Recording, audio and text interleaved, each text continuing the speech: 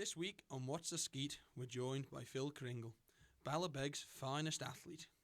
He's an ex-pro rugby prop who's battled it out in France and the UK. Now back home, you can find Phil coaching Douglas Rugby Club, scratching around on the family farm, or getting stuck in with Southern young farmers. We're going to be chatting about rugby, farming, and everything in between. How are we, Mr. Phil? Good piss, yeah. All good. All crack-a-lacking. All crack-a-lacking, yeah. What's On been this hot going? spring day. Woof, woof, woof. It has been warm, hasn't it? Yeah. What weather we've had. I mean, how's the crops going with the weather we've had? Well, we haven't had a farmer on here for a while, actually. We've done our combine, done our own combining now, so that's ahead of the game, a lot further ahead than where we were last year. But yeah, good for that sort of stuff. Probably need a bit of rain for grass, but if it's too hot, we moan it's too hot. If it's too cold, it's over. If it rains, we moan it rains. Yeah. If it doesn't rain, we moan it's not raining enough. So we'll never be happy anyway. So do you think it's been a good season, though, a good growing season? Yeah, for you guys anyway. Yeah, we had some early grass early on in spring, which helped. Things bounced on a bit after that dry spell. Mm-hmm. I think in general, for getting your crops in, it's been a good year for silage at the start of the year, and it's been a good year, or so far, touch wood. People seem to be doing all right combining, so yeah, I think it's been a good year for them things, so it's going to help getting through the winter, hasn't it? So. Have you been out in your sunbed, like tanning and stuff? Or no, not recently. No, I normally Speedos on. Normally, I prefer actually being a nudist. But yes, I can relate to you there. Yeah, sometimes me and Joe go out nude together. Yeah, it gets a bit awkward when the train goes past. Obviously, waving at people. But and they always give me a big toot at the horn, so they must enjoy it. So, yeah. Hello, Phil. I'm little Phil. Yeah, little Phil sat there in his garden. Yeah. But yeah, let's really start getting into it now. Let's take it back to growing up on the Isle of Man, Phil. Being at school, getting the sort of eye for your sporting career, really. Yeah. When did that all begin, sort of thing, looking back, as you maybe early teens sort of age? So I suppose I played... Pull that mic a bit closer to your face there, Phil. I played every sport up until I sort of had to make a decision on what I was going to do at sort of 14. But up until then, it was, as with the whole sort of group of mates I was with, it was everything. We played absolutely everything. Every weekend was taken up by sport. Every weeknight was taken up by sport. Every day was taken up by sport. So it was very much that was a massive part of life. And then I suppose I sort of specialised at about 14, but I'd been doing a lot of rugby since I was 4 or 5 years old. Mm-hmm. Dad had me up at Vaggers as soon as they would let me. And I was also training at Nomads and Douglas. I was training everywhere. I'd go to Bride and stay with my mum's side of the family, and I'd go down and train with Ramsey. So I had a particular passion for rugby, definitely from the start. Yeah. But I suppose I sort of specialised in that sort of, I'd say 14, 15, you started having to make serious decisions about if there was going to be a future in that, which I was sort of being told. So. Yeah, do you think it stemmed from the old man, that sort of passion? Do you think it came from rugby. Murray for rugby? Yeah, is that where it all begun, do you think, from Murray? Yeah, for rugby, definitely. He was a big rugby man. Still is. He probably likes rugby more than I do, to be fair. He knows more, keeps up to date with it all a lot better than I do. And really? Certainly like the international and Premiership and all that sort of stuff. So yeah, rugby specifically, but sport in general in both sides of my family has always been a massive thing. Yeah. So the sport was always one of the big priorities, and rugby. But yeah, the rugby stuff definitely started. And the whole way through was my old man's influence, really, yeah. And how do you think Castle Rushen helped with the rugby at that time? Was rugby just starting to really kick off big on the island at that point? I would say schoolboy rugby. I would say it was certainly Castle. I can't speak for everywhere, but certainly Castle Rushen was absolutely thriving at the time. It was I'm sure people. I'm pretty sure other people have already mentioned on this podcast about. Guy Smith, Neil McGregor, Cliff Dunn were this trio of sports teachers, and they certainly were a massive, massive influence on. Obviously, they got me playing sport and kept me playing sport and keep you in the straight and narrow because they make it so important to you. But then also, when it came to making big decisions about what to do with my future, they they put the right things into me. Oh, really? They helped me make those decisions. Oh, they actually helped advise you to where to go next, sort of thing, as a young fella. Yeah, well, they compete. they just definitely, without a doubt, had my interests at heart. Do you know what I mean? Like, if there was a question about where I was going with my rugby career, you know, Castle Rushen let me have most Wednesdays off school going through, you know, year 10 and 11, so I could go away and compete.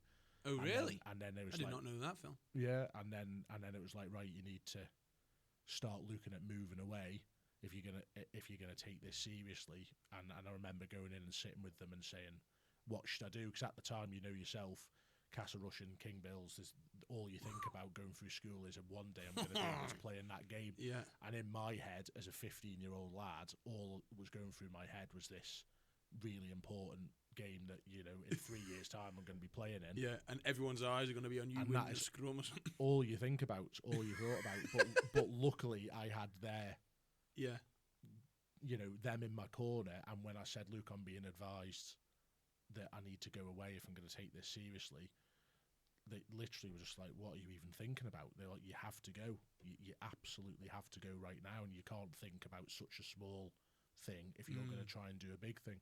Was that daunting as a young fella? Like, it clicked though. I remember you go away.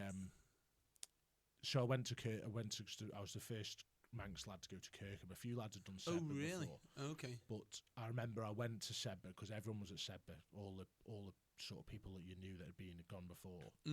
So we went Luke there first, and I knew straight away that was not my cup of tea. So why? I remember just wasn't too posh for you, Phil. You like a bit more northern, bit maybe, more rough, sort of like. Maybe a little bit. Yeah, it wasn't my sort of vibe at all. And I remember getting in the car on the way home and sort of saying to my mum, like, you know, do not send me there. And then, on the contrary, 2 weeks later or whatever, we went for a look around Kirkham, and it was like, no one. I remember us being sat in Blackpool Airport. They had the little bean can aeroplanes at the time. It was like 8-seater aeroplanes, and your man checks you in at the desk, puts you through security. And then he's like, right, should we go now? Jumps in, flies the plane, and then halfway through the aircraft, he'd turn around with some hard-boiled sweets and be like, pass them down the plane, would you? Really? Unreal. It was a great little airport. Yeah, I can't remember what they're called. Manx 2. Was it Manx 2 or something they were called, Joe? Something like that. City Wing. City, yeah. Anyway, legends. And, yeah, but I remember the three of us sat in Blackpool Airport waiting to go back, and it's not like we really needed to say a lot to each other. It was like, I think all three, me mum, dad and myself, we all knew that I was going to go there because it was like, it was just a good fit.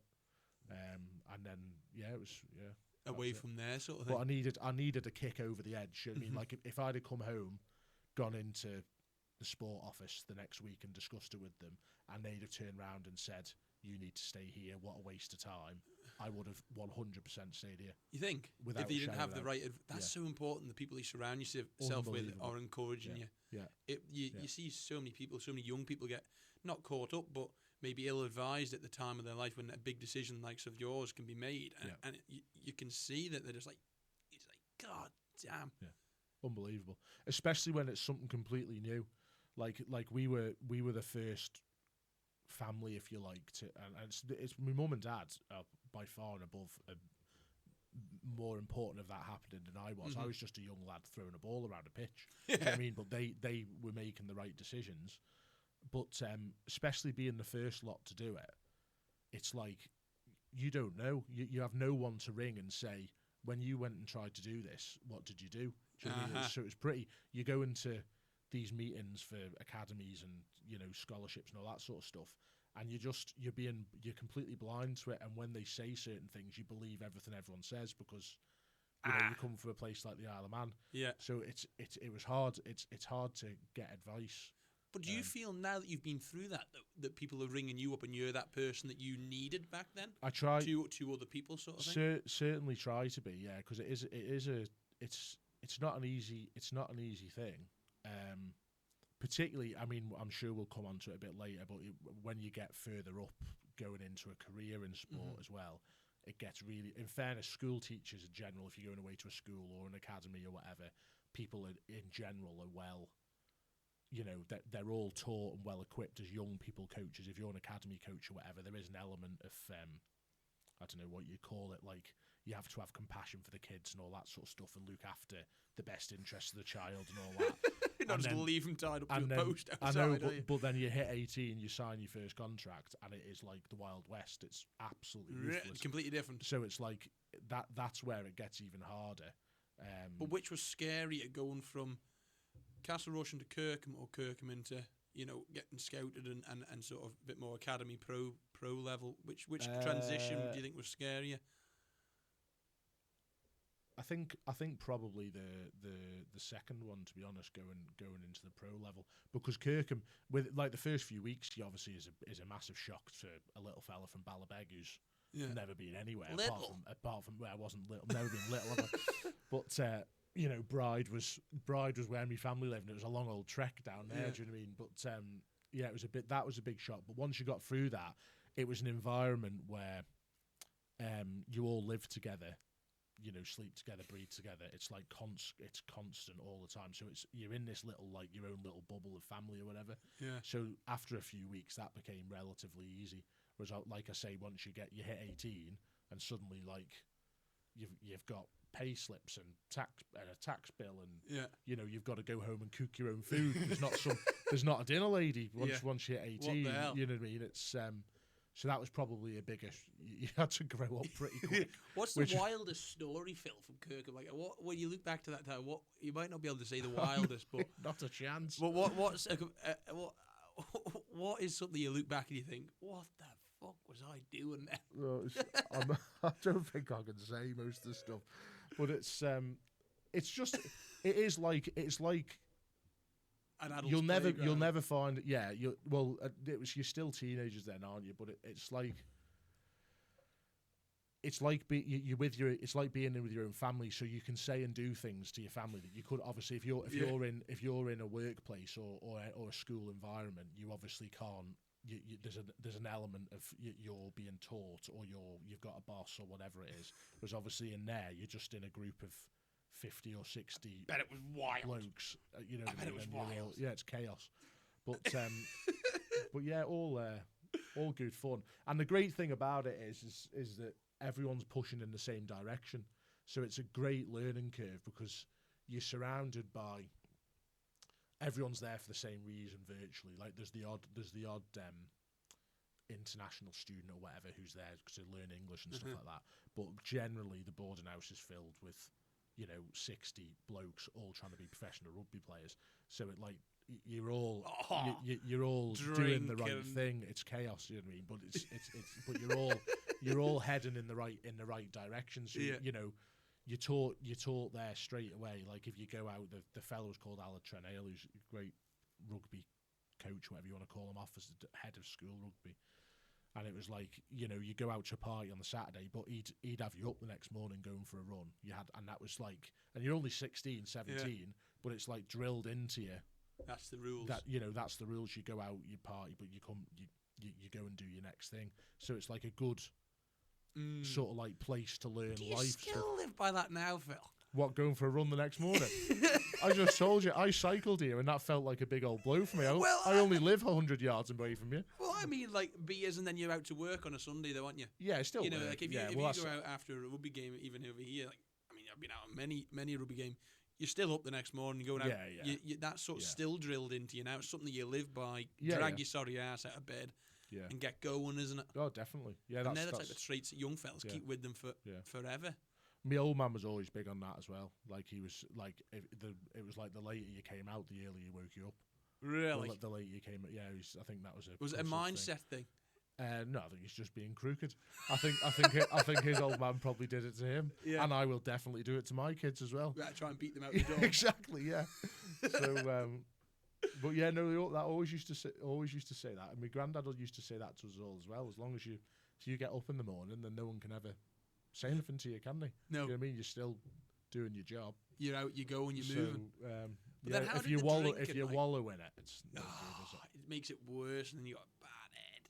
But could you party as much when you got to sort of pro rugby level? Did the mindset and culture start to change at that point? Yeah. So there's like it's everything. Everything's organised for you. Like it's like as much as you go home and you cook or whatever, but you've got a nutrition plan. You're told to get up in the morning and drink X amount of litres of water and take this protein shake before breakfast, and so you go home and do it. But it's all, they're basically printing off your life for you. You need to, you knock off at 2:00 in the afternoon. And it's like, right, well, you've only worked 4 hours in a day. Do you know what I mean? So everyone thinks, but you're literally told you can't go out and play golf or do this or do that. You've got to put your feet up. So you've got to go. So we all got like cinema cards because you're told you can't exert too much energy because you need to prepare for the next day and refuel. And so it's like it's all very regimented for you. So even like with like you say with going out or whatever, it would be like an organised, say once every 5 or 6 weeks you would have a social. It was like it's all very. But did you like that? I think it's it's a good transition from school or whatever into something like that. It's hard. You're putting your body through hell. You're getting absolutely battered every day. Pre-seasons were horrific, all this sort of stuff. But you don't have to think for yourself at all.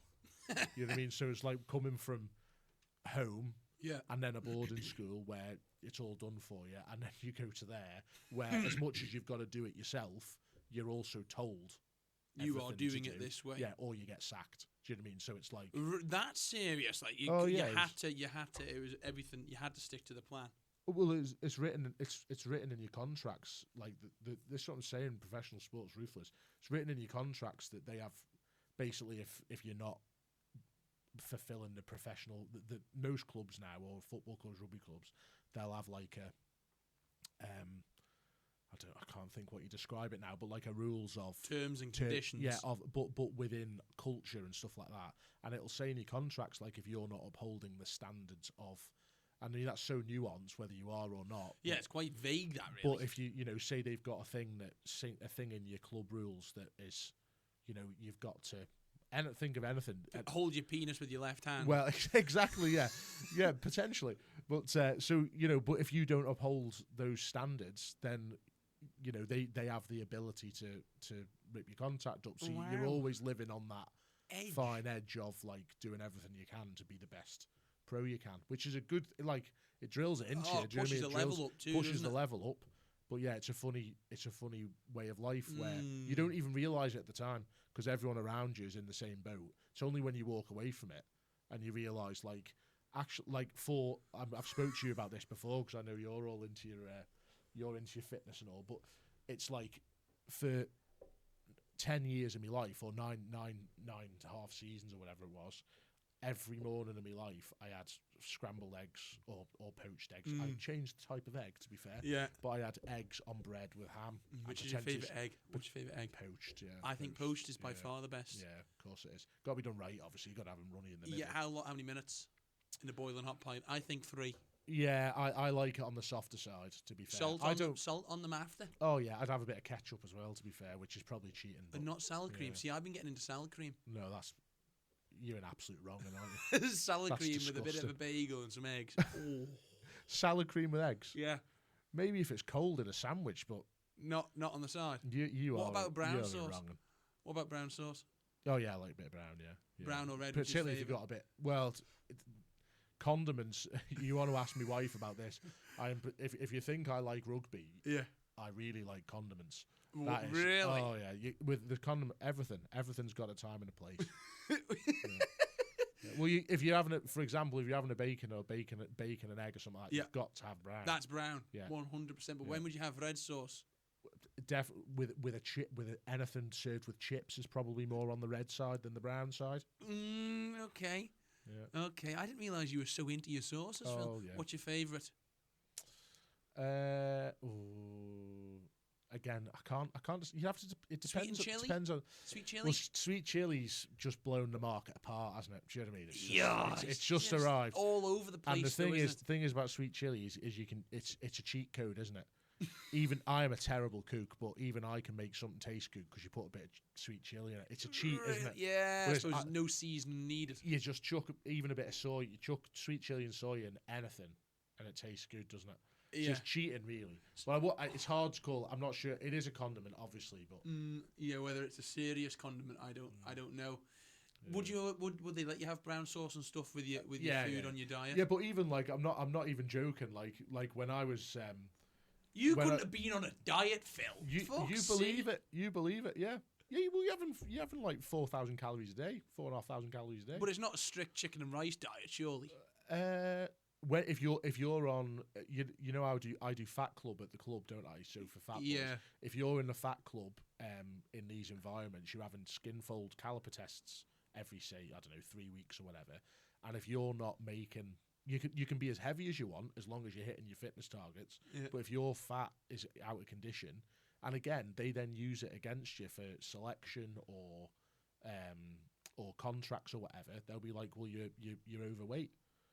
And it's like, well, it's savage. And they would say to you things like, do you have sauce with your eggs? And again, this is where it's crackers. So at the time, you're like, bloody hell, he's dead right there. Like, I'm having too much red sauce, you know. And then you walk away from it, and you have a bowl of Cocoa Pops in the morning, and obviously it's not as good as what you're having. But honestly, you're so. I mean, I'm sure we'll touch on it, but I think it's amazing. This is where it's so important for young people to have something to go at, because if you're so driven about something, no matter what it is, it can be anything in the world, being the best painter in the world or podcaster, whatever you want to be. If you've got something in your head, then you will literally do anything. You've got blinkers on. You'd swap your milk. You know what I mean? Full fat milk for a little bit. You know, you go to green milk. You would not drink green milk. Yeah, I would drink green milk. Yeah, no, I even went to red. That's Jesus, Phil. I never thought you'd lower yourself to that level. Enough, honestly, you don't drink green milk now, surely? No, back on the good stuff. Yeah. Still off the titty though. Yeah. I just not quite on the real good stuff. Just in the weaning phase. Yeah, now, just in the weaning. Yeah, sorry, your mother's sending bottles of milk over. Poor Phil. What was the environment though between, because you're living and playing with the lads all the time? Yeah. How did you manage the competitiveness against each other but still staying mates? Well, that's why I say it's like a family. It's like a family. Like you're competing against these boys, who are trying to get the same position as you, but then you also see them every single day at training, and how on earth do you get your head around that? But you're all like, there's disappointment if you get dropped and stuff, obviously, but it's not really. You wouldn't get I mean, obviously you get annoyed about stuff, but you wouldn't be arsey with your own players, because you're all trying to achieve the same thing anyway. They just outwork whether it could be anything. There's a nuance to why you're not getting picked, but it's like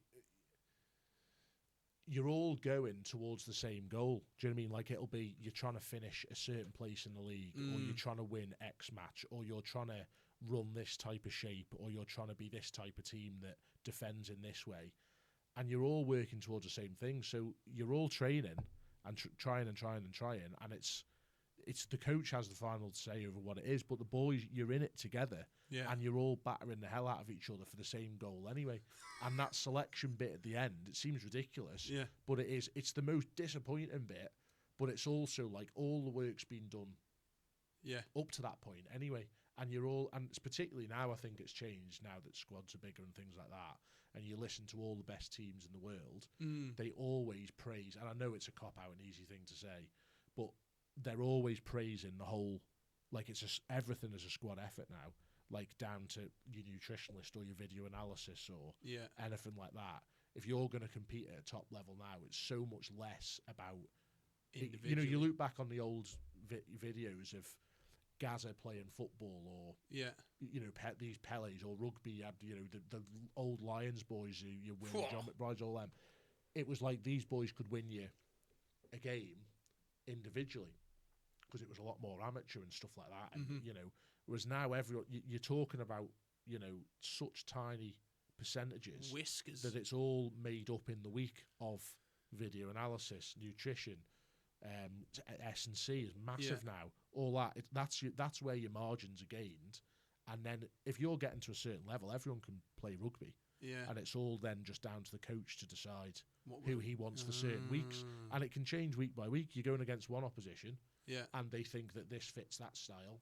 So then this fella's in, and it's all. Is that like constant highs and lows then all the time. throughout pro sport in most team games? Anyway, you experience highs and lows. What do you think was probably the lowest point that you had in pro sport through that period at that 9.5 seasons or whatever? I think the lowest was I got let go from Edinburgh, just because I was so blindsided by it. Didn't see it coming at all. In fact, they'd actually told me that I was getting kept on a few months earlier. And this is going back to, at the time, I didn't have an agent or anything like that. Yeah. You come out of the Isle of Man, got picked up at Kirkham, me and my mum went and signed the contract, and you're just unbelievably grateful that you've got a contract. You wouldn't even think about questioning anything. Yeah. And it was 2 year plus 2 or something like that. And then it got to that cut-off point, and they sort of said, you're getting kept on, there's not many young players in Scotland or whatever. Fine. Then we were flying out to the World Cup, the Junior World Cup in New Zealand, and they had one-to-one meetings with everyone, like literally just like 2 weeks before you leave. So this is right at the end of the season, and they were just like, you're not getting kept on next year. But if you'd have known that 6 months earlier, you could have organised a contract, but it was too late then. Oh. Which is how I ended up in France, to be fair, which is a blessing in disguise. But it was I didn't understand at the time. No agent. I'd come out of school, had a great first year, been on loan. Obviously, I never actually played for Edinburgh. I was on loan. I was in their academy. But you've been on playing under 20s, playing in these things. So you think everything's going great. You put all your trust in the coaches, the academy coach saying, "Of course you're getting kept on." Blah blah blah. So you don't even go looking for anything else because these guys have looked after me. They brought me out of school. Blah blah blah. Yeah, like a father figure. Bang, and then you just dropped. And this is where it's like saying about saying about advice, like we started on 10 minutes ago. Like there was no one from the whole world of rugby that we knew. Yeah, do you know what I mean? Like we didn't. We just didn't alone know. in the dark. Me mum and dad didn't know anyone that had done it before. You're speaking to other lads, but a lot of them didn't have agents at the time. You're only young. Like and that whole. Whereas a good agent would have been onto them in December or January, saying no, and when they turn around and say, "Oh no, he's definitely getting kept on," your agent goes, "All right then, give me it in writing." Do you know what I mean? Whereas like obviously you're just a little fella from Ballabeg. You're just like, "Oh, they're going to sort me out." Happy days. They've told me this. They've told me that. Go for a pint with them after. Completely. You know what I mean? And that's what I'm saying about it's a ruthless industry. How did you feel like you got over that though? Like it was panic. Being down in that low there. How as a young fella, how old were you there at that point? I'd been 20, going 21. Right. So then, how did you feel like you came out that trough? Like, what sort of inspired you to get your ass out of it? And at any point, did you think, "Shit, that's it"? Well, when you're then in that limbo where you're waiting on contracts. So you're like, we were in New Zealand. And it was like, if nothing comes through, then I'm going home. Do you know what I mean? It is what it is. But then something came through. But so you're obviously thinking about that. But then you're also sort of playing for survival, aren't you? Because you're at a Junior World Cup, and you're like, if I have a stormer of a game, then surely someone's going to pick me up or whatever. So, so you're in a good position, realistically. Well, I don't know. You're a bit late. It's late to the party because your Junior World Cup will be May, June. So it's like your contracts are done in March. What was a Junior World Cup like, Phil? Is that the high? Did you say that's the biggest high of your career, or what was the biggest? So we said the low. What do you think was the biggest high you've had? I think it moved as you went along. Do you know what I mean? Like I went at the time. That was I just thought there's no getting past this. This is unbelievable. And then I got picked up by France, not France. Picked up by Carcassonne in France. Which unbelievable experience, and then but then you go and I remember we played Lyon away. Well, my Pro D2 debut was at Perpignan, which is like, Perpignan, for those of you who are nosy enough about rugby, they are like a massive team. They just got dropped one league because they had some financial issues. So you go there, their stadium's it's like a coliseum. You have big concrete walls, really, on top of you. And you're walking out, and then we went to Lyon away, and there's 25,000 people in a stadium. And Oh it was boy! Like, so then you suddenly that gets blown out the window because you're like, oh my god, like this is unreal. You know, you're walking down this street where they've got wine bars and whatever because they drop you at the coach at the end of their stadium, and you have to walk through this tunnel, and not a tunnel, but like this street of restaurants and bars, and all these people just come out and they're like shouting at you and playing trumpets and all that sort of stuff, and then you go in and you obviously go into battle. So then that gets blown out of the water because you've had that experience. Yeah. And then, you know, you get out, and then I went to London Scottish after France, and it was sort of ticking over, and then you suddenly I had my 50th cap down there, and all my family came over, and all my mates came down, and all that sort of stuff. And then you're like, wow, like that's a different time in your career when you're sort of you know what you're about then. And it's like, oh, this is nice because I've got all my family here. I've had 50 caps in the championship, all this sort of stuff. So it's like a nice thing. Yeah. So it moves as you go along. Was it when you were all 25,000 people there? How on earth can you communicate to each other when you're on the bloody pitch? Like that must be so loud. Or do you not hear it? You're in a bubble. Honestly, you don't unless there's like a break and play or whatever. But you're in your own little. Well, it's the same even when you play for Douglas or whatever. Like someone will after the game be like, "Did you hear this person on the sideline? Did you hear this person doing that?" And no one's. You've got no idea if you're in the mixer. You are just focused on what you're doing, and all you hear is your nine saying something because you're trained to focus. Listen for that. Like I don't hear you shouting, "You big hairy bastard, get out the way, get out the way." No, I'm not that nice to you. Yeah, that's true when you think about it. Like you do lock in, you do zone in, like don't you? Well, you have to, don't you? Or you get walked over. So. It's quite bizarre when you think about it. When you're in France, you're sipping wine. It must have been a wine experience out there. I think I remember you telling me one day that you were partial to a bit of red on the occasion. Yeah, I got in trouble.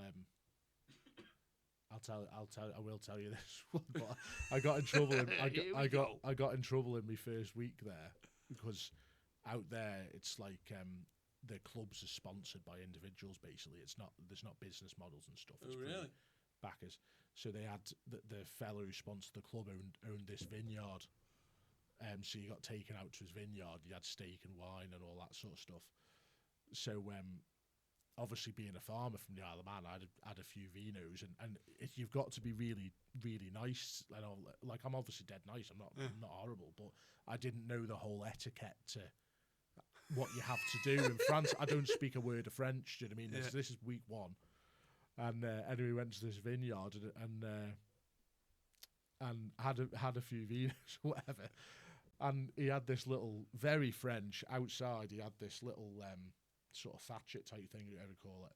And he had a few geese, few chickens, you know, a little pig in the corner in the sty and all that. Yeah. And I was like chatting away to this fella. I was like, I can catch that chicken.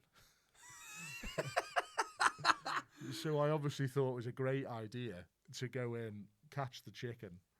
And then when everyone's having dinner, well, we just finished dinner, everyone's having a few glasses of wine and this fella's thing, and obviously walk in with the chicken under the arm. And I just thought, oh, this is a bit of crack. And it was all fine. And then I got in on the Monday and I got a big rollicking about how disrespectful that was. Really? Just no idea. Like, I just thought, oh, everyone, you know, you've come from not the other side of the world, but a completely different culture. Oh. And I had no idea about the whole, you know, how many times you kiss someone. Yeah. I mean, you've got to kiss them. If you know someone, you kiss them on the cheek. If you don't know them, you kiss them. If you know them really well, you like 3 kisses. But that's only in the south of France. I wouldn't if you're be born kissing in Paris, you, it's all snog. But there's all these different rules and stuff that obviously we've all grown up in Britain or the Isle of Man, but we've all got one culture.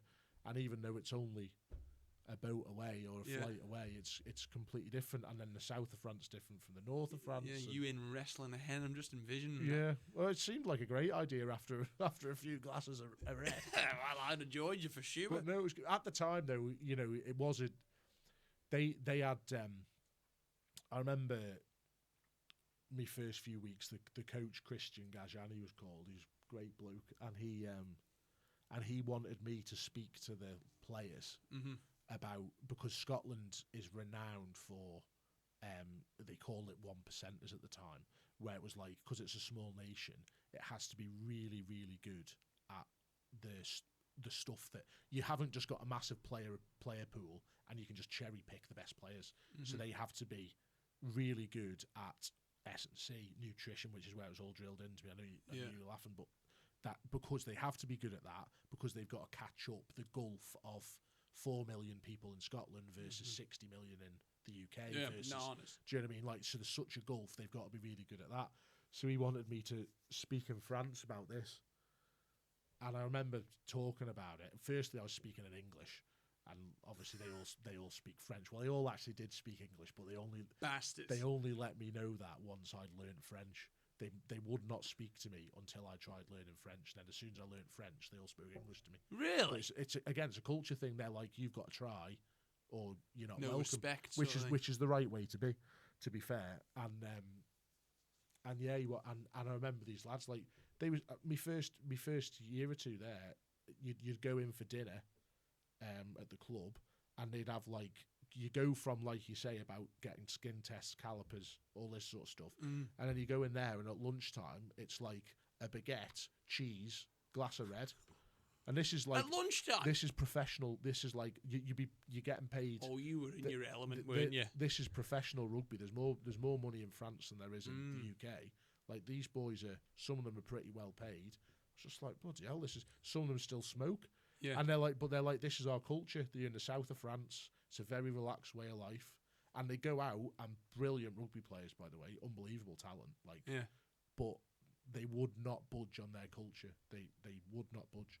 But my family came out there. My grandfather's, my granddad Tia, he passed away last year. But they always spoke, when you went there, my word, they made a song and dance about you. They're the loveliest people. Everyone says people don't like French people. The loveliest people. They made such a, particularly family, do you know what I mean? They make such a fuss. They made such a fuss out of me parents and grandparents and all good. this. Take you out for this big dinner and look after you and all this. You couldn't have asked for nicer people. So when you were there then, and is that when you sort of finished your career in France? Was that where your pro career finished, sort of thing? No, went to London after that. So I did 2 years in France, and then went to London Scottish after that. Yeah, and what do you think? It was a nice wind down to your career, or what, in London? In London, is that the way you? No, I wasn't looking at it at all. It was actually the opposite. The reason I went there is because a lot of the Scotland fellas I'd played with and been coached by when I was younger, at the time they were looking at trying to move London Scottish, which is in the English Championship, the second division, or whatever you want to call it, second tier in England. They were looking at making a third pro team in Scotland to go into the Rabo and all that sort of stuff. So that was the big game plan selling point, and they were trying to bring Scottish qualified players in who were also English qualified players because of the Manx thing. Yeah. And then build this third team to transition across and make the third Scottish team again. So that was the big pull down there, and I was playing with a lot of my mates who I played with when I was younger, sort of thing. So we went back there with that ambition, and after about 8 or 9 months, that all went Pete Tong, and the funding got pulled on that. So it went back to just being focused on being in the championship rather than looking for the big transition piece. But still good. Was it the end that you were expecting, finishing your career at London Scottish? Was that how you sort of felt like retirement was going to be? No, not at all. You still believe in, do you know what I mean, all the time. Still thinking all the time, because you're so close. Do you know what I mean? You're playing. You're literally one step off. Chasing a carrot all the time, you're aren't you? There. You know what I mean? And there's always things come in. Your agent's got this coming up. Your agent's got that coming up. So you're always there or thereabouts. So yeah, it was always, you know, you play in a team, and then at the end of each year, at least 4, 5, 6 of them are going up a league. So you're like, well, that could be me next year. Do you know what I mean? Or halfway through the season, you just get pulled out of a club and gone to league above. So you're always chasing it. And then I finished COVID year, but not because of COVID. It was, by that point, I'd already had the conversation with my agent that it was, get me this type of club or this amount of money, or I'm gone, sort of thing. And that was the. And it didn't. You couldn't find the right club or the right money at that time. Well, obviously COVID hit and didn't help that, because then everything shut down for a year. So that wouldn't have helped. But by that point, I was away from it anyway. So it was. Did you think if all good. COVID wouldn't have happened and you stayed in the mix, you might have prolonged your career? How old were you when you retired? 29, I think I was. Is that young? 28. That's young for a retired prop, though, isn't it? Sorry, 27. I was young. Yeah. But you have to, at some point, what they, and again, this goes back to being well advised. What they're really good at that level is they know that everyone is trying to get to a level above, so they price it accordingly. They know that you'll do it to stay in the game to try and get the jump to the big league. Do you know what I mean? So at some point, you undervalue yourself the whole way through because you're like, well, I'll take it because if I just hang on, I can get the shot, I'll be up a league and then I'll fly. So you'll take it and take it and take it. And at some point, I think I just got a little bit older and I'd done it for, like I say, 8.5 years or whatever it was. And I was like, at some point, you have to put a value on yourself and say, right, I'm either doing it or I'm not, sort of thing. I think it's just that point. And you had the farm to come home to as well. That your old man was probably needing a hand at that point, was he? Yeah, well, my granddad was still alive and all as well. But that was always the plan anyway. It was never if I was coming back to the Isle of Man. It was when I was coming back to the Isle of Man, sort of thing. But they were never. I was so lucky. All my whole family never once pushed me to come home. It was always like, do it as long as you want because you're gonna have to farm till the day you die anyway. So, so it was never. It was never. I've been very lucky in that way that my whole family and everyone supported it the whole way through. Probably why you got to where you did, really, with your family support, wasn't it? Without a doubt, yeah. Realistically, looking at it from an outside perspective, particularly getting going. Do you know what I mean? Like getting going if you don't have that. Like I say, backing and advice and people in your corner. And listening more than you speak, probably at that age as well, isn't it? Yeah. Was it a shock, though, coming back, though, like that I've asked you this before in the past, and I think it must have been a shock going from such an intense high, like, everything's coming on, we might be going here, you're getting stuff from your agent, this, that, and the other thing, coming back to Ballabeg, everything's slowing down. Yeah. You're then eating your tea. Yeah. And hitting. Yeah, but I'm eating what I want. I'm not. That was travelling everything. That was nice. Yeah. Yeah. Slowing down. I could do with going back on that diet, actually. You reckon? But it was, to be fair. The first thing I really noticed, I always knew what the Isle of Man was like because obviously in my holidays, everyone else is going off to blooming Ibiza on the lash for 2 weeks, and I was coming home to sort of cattle or whatever it was. You know what I mean? So I was always in my own little bubble on the breaks because I was doing that. So I was never away from the Isle of Man. If I was home, I'd go into Young Farmers Dues, all that sort of stuff. So I was never away from it. But I probably got a bigger shock, to be fair, when I started getting involved with Douglas, in that I'd never ever met, or I had, but I'd never really been surrounded or been involved with people who played sport for fun.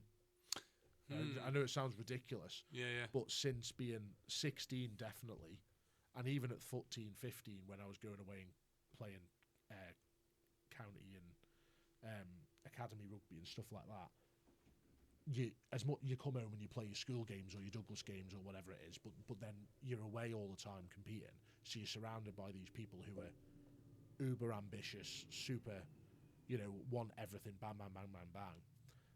And it did take me a while to sort of get my head round that not everyone wants to constantly thrash themselves to push.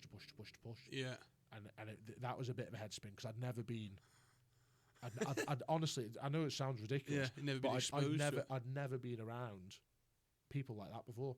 Well, not that I knew people like that. I'd been on dues, nights out, and seen and got loads of mates that are all like that. But the people who I worked with, particularly, and was in my little bubble for the last 10 years, since 16 at Kirkham, everyone is like they are uber ambitious and going and why would you do something if there's not some sort of value or return the other side? It's all.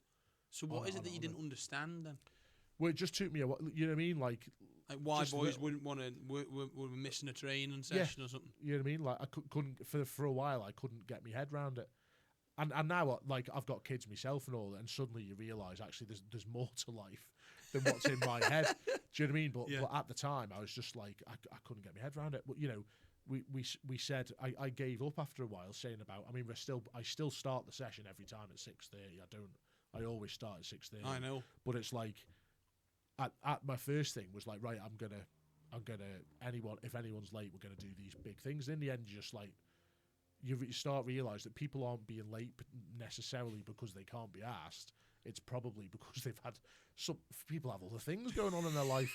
And you know what I mean? It's and they're like, not getting paid to be here. Yeah, well, yeah. So it's that's the whole thing. I'd only been surrounded by people who you have to enforce the standards because, like I say, going back to what you said before, if you don't enforce that, you get sacked or you get dropped, or or you get a black mark against your name. So when you go for your next contract, you're a bad trainer or you're not manageable or whatever, and it goes as a big mark against your name. So it's just a bit of a getting used to it. Definitely. And was the transition from player to coach strange?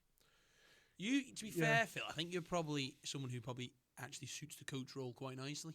Yeah, it's quite a bit of you that. Really. I was always like that anyway. Yeah, I was always like a mother hen, a student of the game, and like I would I would do the analysis, and I would, because I always said I don't have any regrets in me rugby career. Well, I do have a couple, but not to do with how hard I tried.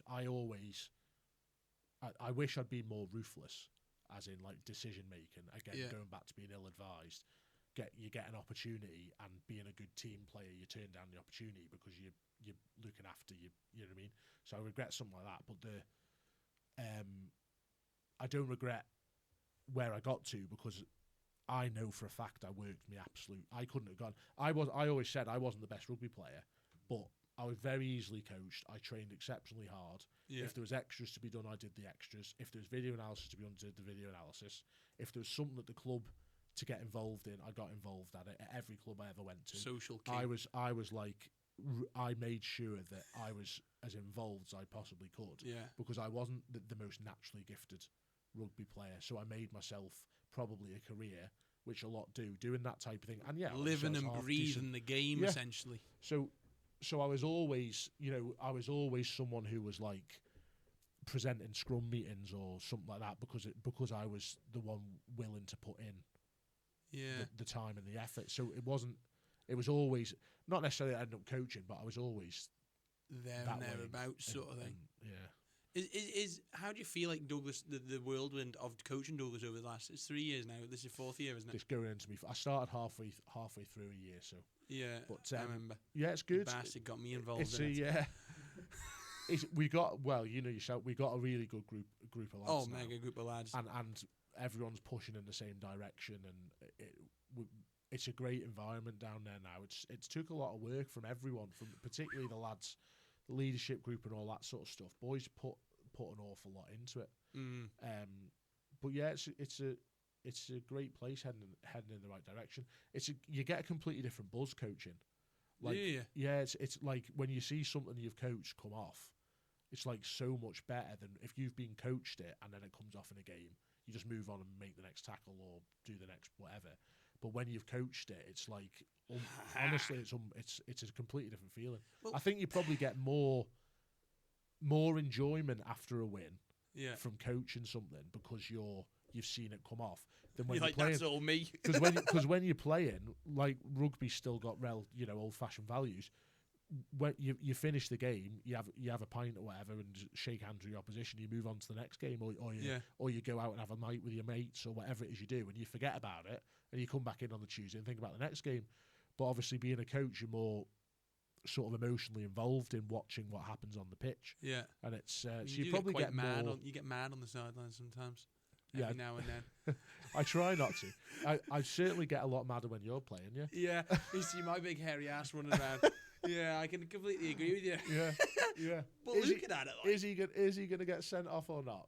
Yeah, that has been a recurring question. However, it's always since I started, it's been good because it's been a development of young lads. Yeah. When you'd first joined, probably the average age was probably something stupid like 19 or 20, wasn't it? Yeah. And now those 19, 20 years are now developed. They've been under you for 2 or 3 years. Yeah. And they're now 23. Yeah. And the maturity. Joe's just keeping us track of what time we're on here. I was watching what that was. Joe's little doodles. And then it's just like, well, that is going to progress, isn't it? And you've you're the only one who's really, you and Bryn probably are responsible for how well the team has come forward. Isn't it? It's a full club effort. Even like Kev does an awful lot of work in the physio bed. Man, he can touch you well. The board have backed the club. Like, you can't ask for any more backing from a rugby side. Do you know what I mean? Oh like, my god, like, the deal Glenn, you get is good. I started with Glenn. Glenn was DOR at the start. I mean, it's a long journey, but the players bought into it now, and that's where hopefully we'll make the progress. But you're right in what you're saying about the young lads. But what we spoke about this year. I mean, I'm giving away club secrets here, but it doesn't really matter. But we've spoke about this year is that we can't now keep saying, because we've had a young side, and you're right, we probably, age-wise, we probably do have a young side still in the league. Probably looking at it. But because we've stuck together for so long and we've got a core there, they might be young in age, but lads have got an awful lot of league experience that other teams won't have. So they might have older players, but they haven't played as much league rugby at this level. So we've actually... Do you want to unplug the disco light there? We've got the strobe light going. So we're actually in quite a strong position. So we need to sort of... I agree with what you're saying, but we need to bin that idea off as well and stop saying that we're young and think we're going somewhere now. That's the plan anyway. So. Right. So, and do you think...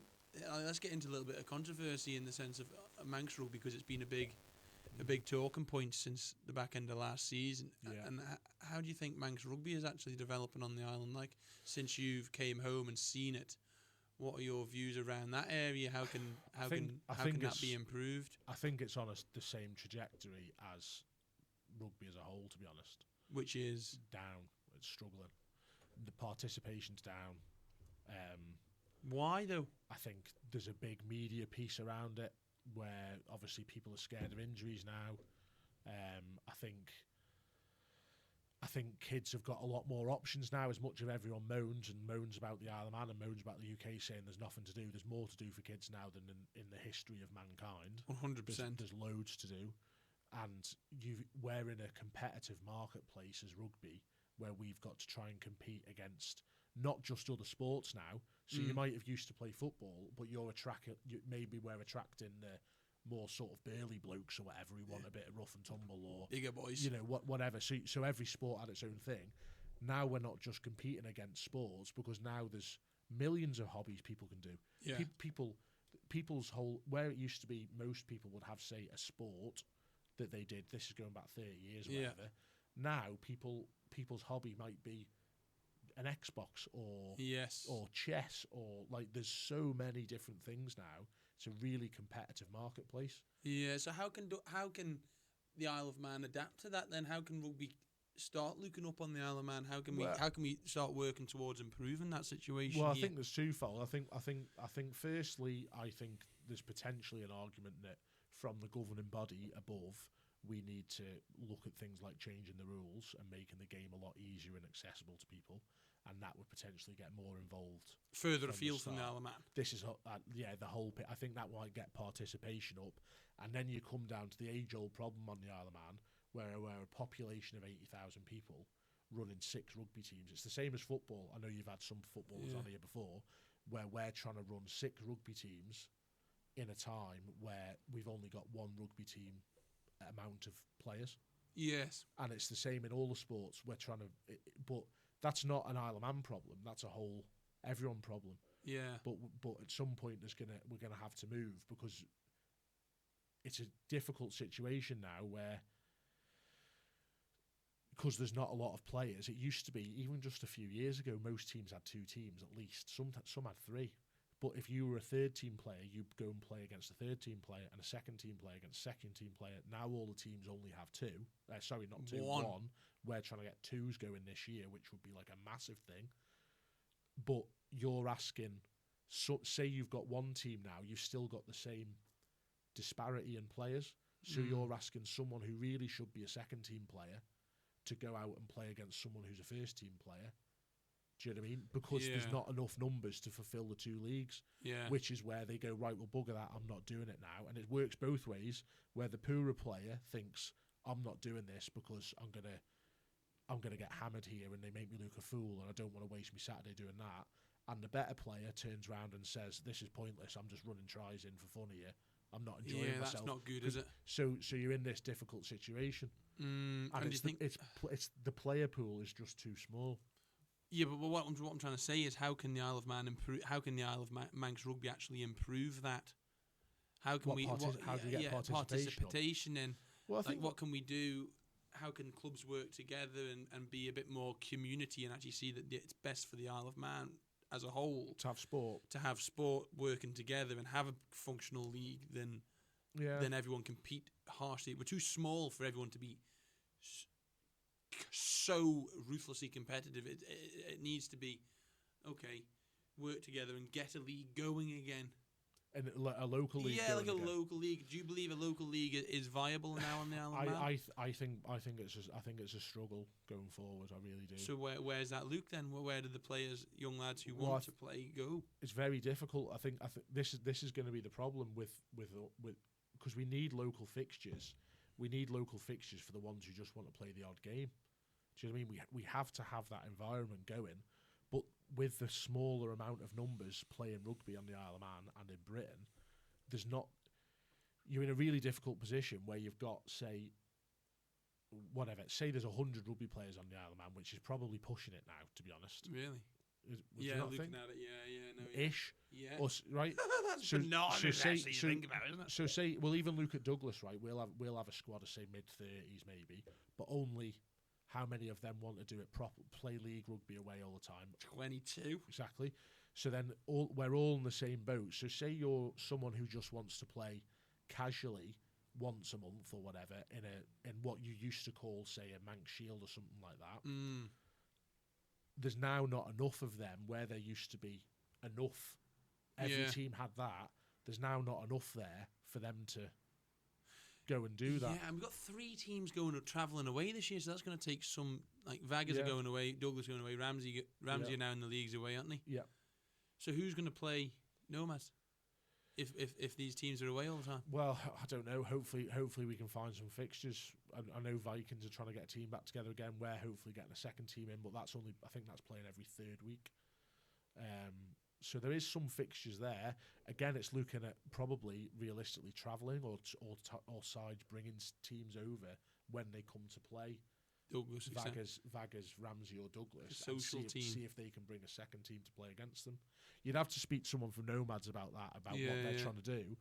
But it is going to be difficult. But that picture doesn't particularly change much, even if Ramsey were to drop back out, or Vaggers or Douglas. You're only adding one more team into the mix. Yeah. Whereas I say, the highlight of Manx rugby, when going back 20 years, there was Castletown had a team or two, Peel had a team or two. Nomads had 3 teams at one point. Douglas had 3, Vaggers had 3, Ramsey had 2. So you're not just adding an extra team in to fix the problem. We're like probably 6 or 7 teams off where we were. But this, as I say, this is not an Isle of Man thing. I think our Chris Hatton will have the numbers actually, but I think our numbers per head are up here compared to where you would be in the Seriously? UK. So we have more rugby players per head than the average in the UK. So we're not doing badly.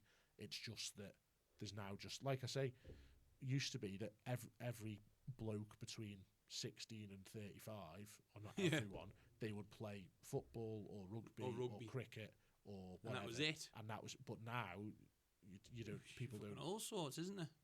And the big question is, like, is a Manx rugby team a whole, like, as a country? Do you think that would ever work? I've thought about that since I left. Not being as involved. I've been looking at it from an outsider's perspective and thought, coming up to this conversation, it'd probably be you've been out there, seen it, done it, and experienced it. Yeah. Would there be a possibility for a Manx Isle of Man rugby team? Are we at a high enough level to be able to compete in some form of something like that? Like a jersey model. Like a jersey model. I don't know what the jersey model is, but I'm just interested. Could there be a system that would be seen doing that one day, like on the Isle of Man? Yeah, I mean, an Isle of Man rugby team's been spoken about for as long as I can remember. Do you know what I mean? Since I've been a kid, but I think I think it would work. I think it would work better potentially if you had everyone coming together as one. But you would the difficulty when I think back to it and look at the nuance of it is realistically, if you were to go as an all Isle of Man team, you would need a second team because obviously there's going to be. You would then have say 4 full teams. Okay, if everyone came together, you'd maybe 5. So you would need logistically. Say a team plays, ideally if everyone came together you would have a team promoted, so say Douglas went up a league, and then you'd need someone in that band 2 or 3 below that, and then you'd need someone in that band 2 or 3 below that, right? And the stepping stone thing, the issue with that is you can't Preston Grasshoppers do have second teams and stuff, but they can't do that in the leagues. You have to go into like the second tier second team cups and stuff like that, which I don't know how that would work because all under the one header, because you couldn't have Douglas 2s wouldn't be allowed to play in the leagues. They would have to play in the. Oh really? No, you're not allowed to have. You have to have like separate entities, a bit like London Scottish that I played for have the championship team, and then they've got London Scottish Lions which compete in. I think they're actually in our level 6. But I think technically they're actually completely separate. I'm pretty sure on this. Like a different club. Because you're not allowed to put Saracens couldn't have a second team. Do you know what I mean? You can't. You can't do that, and you can't move between the clubs. You'd have to do transfers between the clubs. So it's more nuanced. Bizarre. I think probably, particularly if the trajectory of rugby keeps going down, the participation goes down, then naturally it'll all end up one team anyway. But the idea of when I used to live away, and even in my first couple of years, think about just everyone come together and fix it. It's a lot more when you get into the nitty gritty of how it would work. It is actually pretty difficult, and this is what I'm saying about talking about the RFU as a governing body really needs to look at how they make it more accessible to everyone, because the game is. Well, you came to rugby late. And you still don't know the rules. Hey, you caught me off guard. Do you know what I mean? It's like it's a really difficult game. Like you think about. Oh Christ! Again, how many rules? You think about football, right? If you turn up at a football club, never played football before, you've got to learn.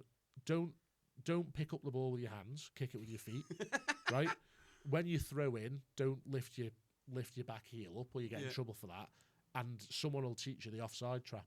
And don't hoof people in the knee. Other than that, kick the ball around and put it in the back of the net. Very, very simple. Whereas, imagine if you've literally had no exposure to it and you think, I'm 18 years old. Joe would be perfect. I'd sign you up, actually, Joe, to be fair. Fresh meat. If you've had no exposure to the game whatsoever, and then you turn around and go, right, I fancy going down to my local rugby club. How do you even get started? Well, who the hell came up with this rule of smelling each other's arses in the scrum and all that sort of kind of? The last person I want my head behind is you, Phil. I thought that's why you joined. Just so I can have my nose in other men's arses. Yeah, tremendous. But even they changed the rules on the 22s and dead ball lines 2 years ago. Oh fuck! I still can't learn that. And even still now, and I'm a coach. You still don't know what the ref's going to call when that ball goes over that line. Honestly, but and it's chaos. And there's been so many league games. This is like where we've been in the league, and the ref's called one thing, and both sets of coaching staff are looking at each other, being like, "I thought that was the other way around." It's added another layer of complication. Yes, because all these kick out laws, oh boy. So I think long term we are going to have to look at making the game an awful lot simpler. Yeah, I think. I agree with you, and sort of starting to round this thing up now. It's like we've gone a real deep dive into rugby here. Yeah, we've gone on a right rabbit hole, but I think I'm okay with that. Actually, I sort of thought about this before. I thought, what sort of route do I want this podcast to go down? I thought we could talk about the Isle of Man all day, but I'd rather get you on with someone else down a tangent of the Isle of Man, some other patriotic Manxman, maybe Ralph Clark. A true Manxman, an actual English fellow who actually loves the Isle of Man. I've been looking forward to that one. Yeah, but I think the rugby on the Isle of Man needs a voice, and I think you're a good voice for it. You've been there, you've done it. Like you say, you're that advisor, experienced head that young rugby lads coming up through have that potential of contacting on the Isle of Man, don't they? Yeah. One thing I will say on like, I'm obviously, I want to see rugby pushing. Like I know there's a community side to it, but I've said from the start, being involved in Douglas or whatever, Bryn's really good at the community stuff. You know, Harry Cartwright is. I like dealing with the pushing on job. Do you know what I mean? I'm not your man for that sort of stuff. But my idea and vision are like, people, Douglas get a lot of stick around the place, and I know they do because obviously we're trying to push on and we offer, you know, all this free physio and player insurance and all that, and like where the lads get breakfast free before a game, we are like, and I know from an amateur clubs, it's like, look at them Muppets, you know what I mean? But the reason one of the main reasons the main reason I want to push on with it is that there's an amount of players on the Isle of Man.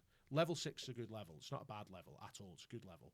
But there's a certain amount of players on the Isle of Man, say 10, 12, whatever it is, who are good enough to be playing a league above or two something, right? And I would rather push and push and push to make sure that them fellas get the exposure to being able to play in that league, living on the Isle of Man, and have to be off the Isle of Man to do it. And I look at it that way, where I don't think it's fair that us as the Isle of Man or whatever have not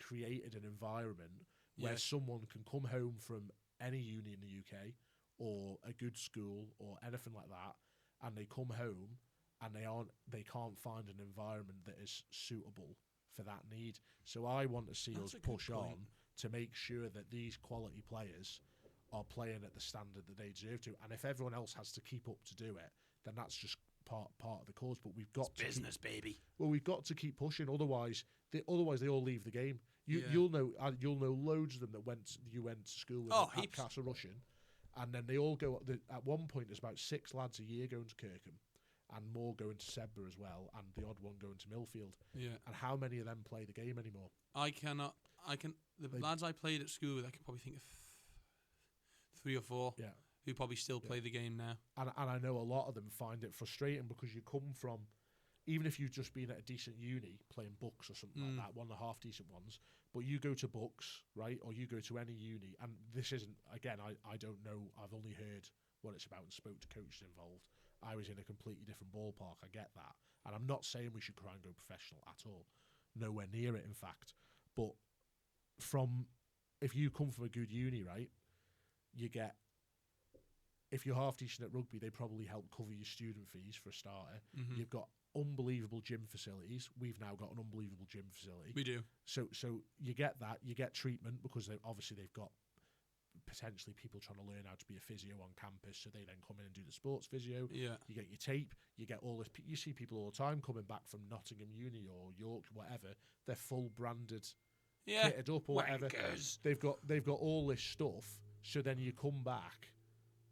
We need to have a place where these quality sports people that want that environment can drop into it again without coming home and going, this is not what I'm used to here. Like, you know what I mean? And then they just go, right, well, I'm going to go and play golf because I can go and compete against myself and crap. You know what I mean? That we need to create an environment for it. That's a really good message. And the community game is massive. I'm not denying that, but it's probably not where I am suited to being involved in. Do you know what I mean? You love the community. You quite often find you with a pint of Guinness in your hand after the game. But no, let's start wrapping this thing up here, Phil. We've been down an absolute rabbit hole there, haven't we? Correct. We've been down an absolute rabbit hole, but it only leaves one question to finish it off, Phil. And I mean, you might have covered it. I'm not sure, but the question is, if you could change or improve one thing about the Isle of Man, what would it be and why? We finish every podcast like this, Phil, so take your time to think about it, my friend. Well, I always say the same thing whenever I've spoke to people about this sort of stuff. I wish everyone would be a little bit more positive about the place. I think until you've been away, you don't realise how good we have it here. And I think we need to be a little bit more positive, and there's such a good environment here. Again, just to go full circle, I suppose, if you like. Perfect. Like when I started going away as a kid, right? I was playing for Cheshire under whatever age group it was, and Sale Academy. I got access to Sport Aid, right? Yeah. Where they were paying for me flights to go away. My mum and dad had to cover some as well, obviously, but they paid. Then I got an Albert Goubet funded school. Yeah. Like, this is all from being a county rugby player, right? That's it. Which sounds like an awful lot from the Isle of Man, but if you're in the UK, it means absolutely nothing. So we have all this amazing, and it's not just sport. If you're good at anything, people get behind you in the Isle of Man because they want to see this amazing success story. Businesses help people. You see it all the time, don't you? Businesses paying for people's boats to go and be, I don't know, whatever, the best violinist in anything. People will get behind you, and I don't think people realise this community environment that we all live in is how brilliant it is. Like, we're so lucky to have it, because it's gone and it doesn't exist in the UK anymore. It doesn't exist in these places. If you're a county footballer from a tiny village, it's you're not even, you know what I mean? Whereas over here, you're on Manx radio, you're in the papers, people are speaking about you. Do you know what I mean? It's like, we're so lucky, some of the things we have over here, and it does my head in. I follow all these Facebook things or whatever, and everyone's like, we love a moan over here, and I love, you know what I mean? I can be as bad as anyone, but what a whinge bag. Yeah, but it's like sometimes you just have to take stock of it and go, bloody hell, we're actually, what a place this place is. Yeah, I agree with you. You know, I think you think about, like, we've got young kids now, like in a few years' time, like they'll be walking off to Alby School and they're told they want to go to a park. They just go to a park.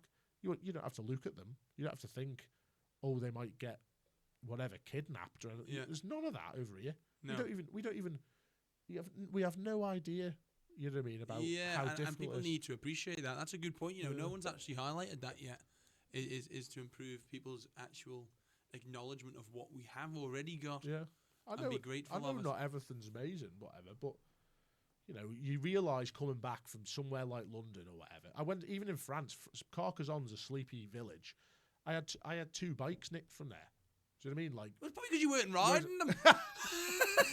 Yeah, if I was on it more often, they couldn't nick it while I was on it. Exactly. Yeah, it was just too busy sat in the stairwell. But yeah, no, I just think we live in the best place to live, and it's the community side. Like, you know, I'm like get involved with things in the community anyway.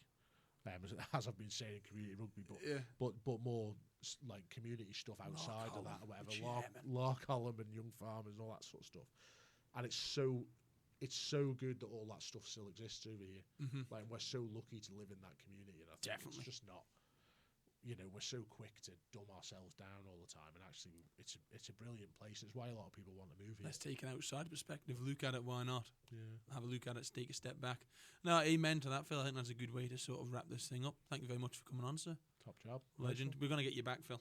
100%. Laters. Something else. Yeah. Bye. Perfect. Happy days, man.